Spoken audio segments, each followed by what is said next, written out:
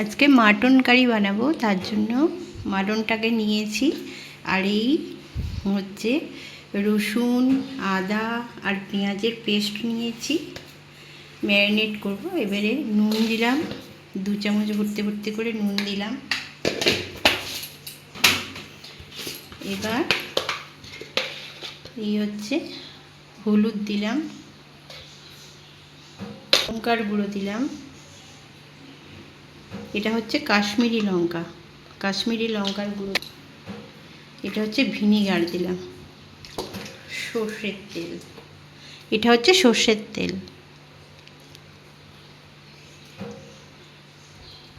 এটাকে ভালো করে মাখবো। ম্যারিনেট করা হয়ে গেছে, এটাকে আমি আধ ঘন্টা ফ্রিজের মধ্যে রেখে দেব ঢাকা দিয়ে। এই যে মাংসের জন্যে এই যে ম্যারিনেট করে রেখেছি এই মাংসটা আধ ঘন্টা হয়ে গেছে, ফ্রিজের মধ্যে ছিল। এইবার এই আলুগুলো আগে ভেজে নেব। আলুগুলো ভাজা হয়ে গেলে মাংসগুলো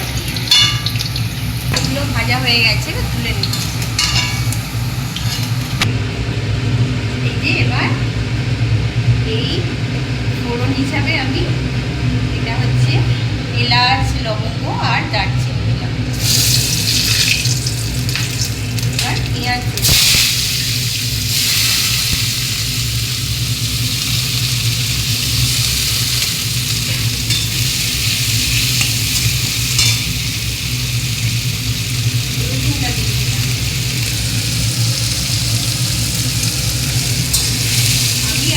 রসুন, পেঁয়াজ, আদা পেস্ট করে ম্যারিনেট করে রেখেছি।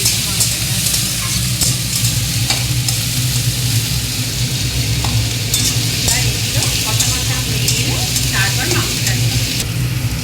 এবার এই পেঁয়াজগুলো কষা হয়ে গেছে, পেঁয়াজ রসুন কষা হয়ে গেছে।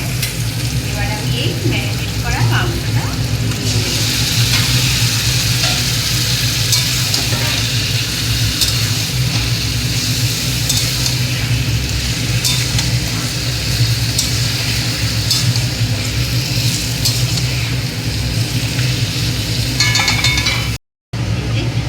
কেমন হলো।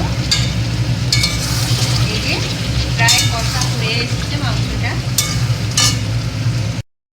এই জল গরমটা এটা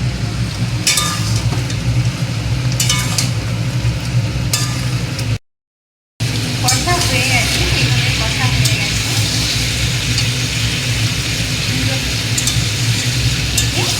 কষা হয়ে গেছে মাংসটা। এবার আমি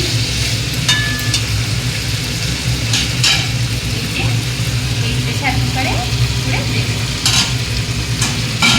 তার আগে আমি অল্প করে জল ঢেলে দিলাম।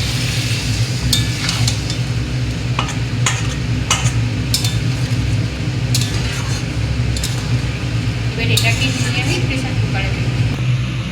এই যে প্রেসার কুকারের মধ্যে দেওয়া হয়ে গেছে। এবার আমি এটাকে বন্ধ করে দেব।